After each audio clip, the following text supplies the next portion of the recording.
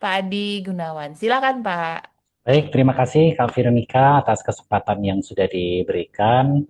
Sekali lagi selamat malam semuanya, Kak Veronica dan yang saya hormati juga Bapak Inban dan juga Kak Veronica yang kami hormati dari eh, Hand International Foundation dan juga Pak Wawan bersama dengan rekan-rekan dari Yayasan Bina Tuntas. Selamat malam yang kami hormati. Terima kasih untuk kesempatan pada malam hari ini.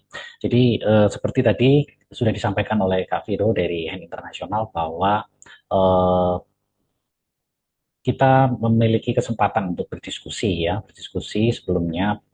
Mungkin saya menceritakan latar belakang dulu begitu ya, bagaimana kegiatan ini bisa terlaksana dan rencana tentang training komputer bicara yang terlaksana itu dari hasil diskusi ataupun juga program yang kita sudah kerjasamakan bersama dengan Yayasan Internasional. Ini sudah cukup lama ya program atau kerjasama program ini, dan pada kesempatan kali ini kami mengadakan kembali begitu ya, berkesempatan kembali begitu ya, atau lebih tepatnya kami dari Adikron Institute mendapatkan kepercayaan dari Hand Internasional untuk membantu memberikan training terkait dengan komputer bicara secara khusus untuk mitra dari Hand Internasional, yaitu adalah Yayasan Bina Tuntas ya, kalau saya nggak salah sebut ya, dari Surabaya seperti itu. Pak Wawan tadi sempat perkenalan ya bersama dengan teman-teman sekalian seperti itu.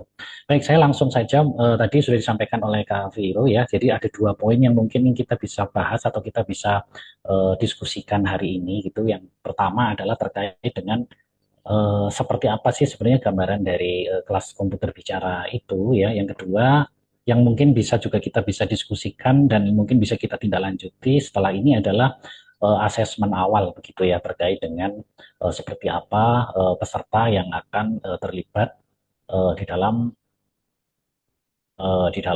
pelatihan ini seperti itu. Baik, mungkin yang pertama saya akan memberikan informasi dulu terkait dengan komputer bicara. Pasti teman-teman di sini sebagian besar adalah sejawat saya ya sebagai seorang tunanetra ya. Mungkin teman-teman sudah ada yang pernah dengar tentang saya ya. Saya Adi Gunawan, juga seorang tunanetra juga ya, lebih tepatnya tunanetra low vision tingkat berat. Jadi sudah dapat dikatakan hampir tidak bisa melihat seperti itu. So pastinya beraktivitas sehari-hari pastinya menggunakan screen reader ya. Sepertinya teman-teman juga sebagian besar sudah akses dengan screen reader, baik itu di HP, mungkin beberapa sudah ada yang punya akses terhadap komputer bicara. Kalaupun seandainya belum pun juga tidak masalah begitu ya, karena seperti yang sudah disampaikan juga bahwa HM Internasional akan memfasilitasi baik itu trainer maupun juga tools, yaitu alatnya seperti itu ya. Nah, um, mungkin pertama-tama saya akan menjelaskan dulu terkait dengan komputer bicara secara singkat saja. Izin share screen ya, Bapak Ibu sekalian. Ini gimana sih ini, Pak Adi juga seorang tunanetra, terus partisipannya juga tunanetra, terus kok ngapain share screen gitu ya. Nah, ini adalah salah satu bentuk wujud dari manfaat dari komputer bicara. Jadi kita bisa melakukan sharing screen, bisa dilihat di layar oleh teman-teman kita yang awas begitu ya. Itu yang pertama. Lalu yang kedua adalah tentunya melatih kita juga, melatih kita sebagai tunanetra untuk memahami dunia dunia teknologi dan manfaatnya bagi inklusivitas itu seperti apa gitu ya. Nah, saya izin share screen Kak Viro sebentar. Baik, Ya, Bapak. terima kasih. Sebentar, mohon waktu. Nah, di sini saya menggunakan sepertinya perlu ya, Bisa saya ya? request dulu. Ya, saya minta request dulu. Oh ya, silakan. Sudah. Baik, terima kasih. Ya, ini Bisa. jadi saya akan sharing artikel ya, artikel di website di Gunawan Institute terkait dengan komputer komputer bicara, tapi saya akan membahas intinya saja. Hmm. Jadi teman-teman juga bisa sambil mendengar ya, nanti jika ada kesempatan bisa browsing di websitenya di Gunawan Institute untuk mengetahui lebih dalam seperti itu ya. Sebentar, Hmm. nah ini dia. Nah, jadi saya akan Wow. ya, sebentar, Sudah terlihat. sudah terlihat Belum-belum. Masih loading, Pak.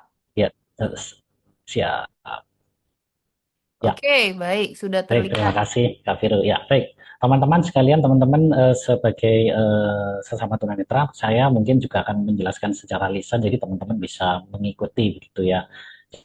Jadi sebenarnya komputer bicara itu apa sih? Sebenarnya teknologi komputer bicara ini sebenarnya intinya sama persis seperti HP bicara yang saat ini mungkin teman-teman atau kita semua udah pegang.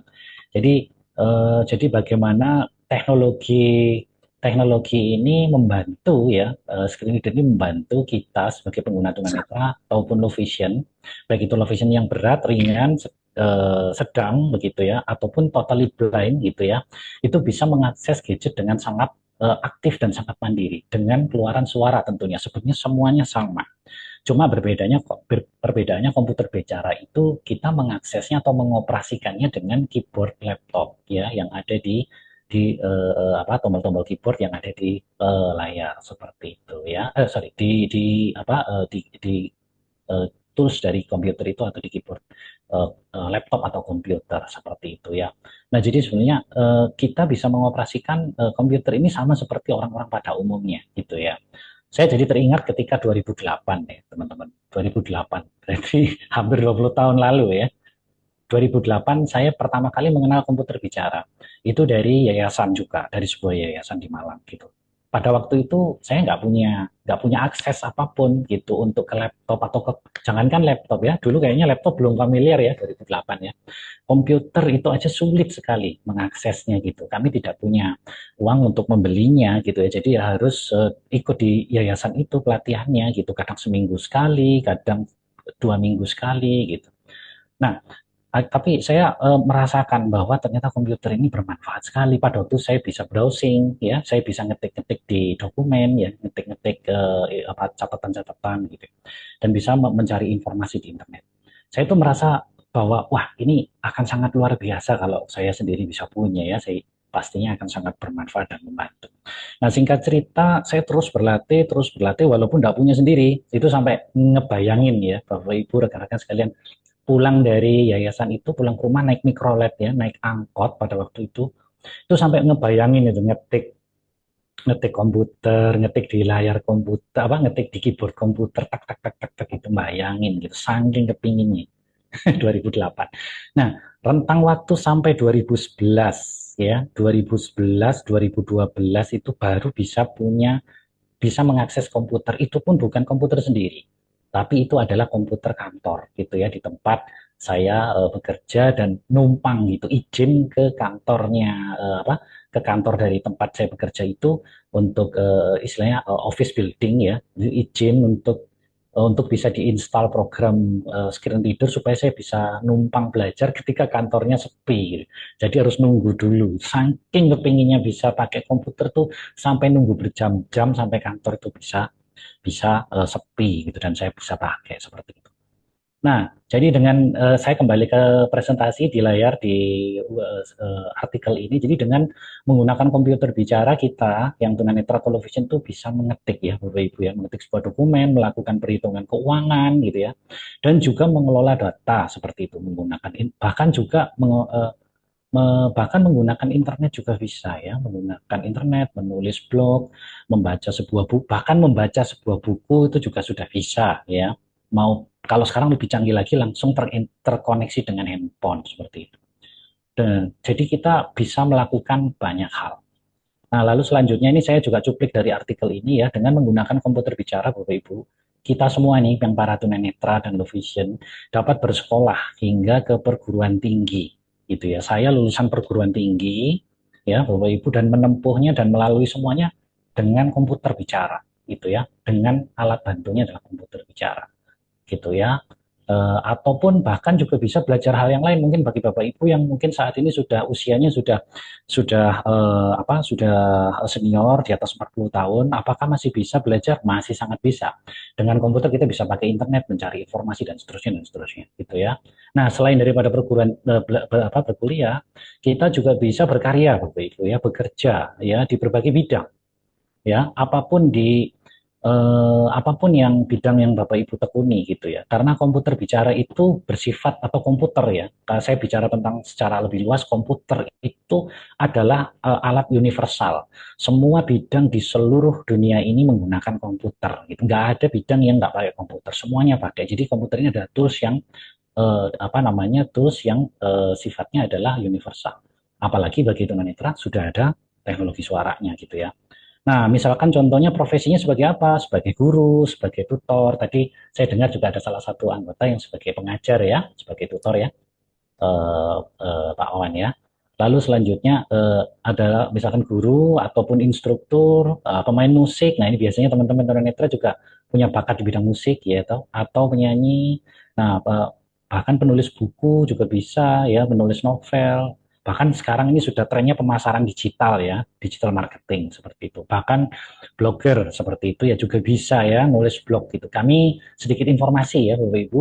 Beberapa tahun lalu, Adi Gunawan Institute bekerja sama dengan Hand International Foundation, kita punya program yaitu literasi tunanetra, Bapak Ibu ya. Jadi kawan-kawan tunanetra ini yang punya potensi di bidang kepenulisan, kita fasilitasi untuk membuat artikel. Artikelnya masih ada di website ya. Nanti bisa di apa browsing saja, bahkan pakai HP pun juga bisa ya, browsing mencari apa informasi tentang ini ya. Jadi bahkan kita bisa berkarya melalui tulisan-tulisan kita gitu ya.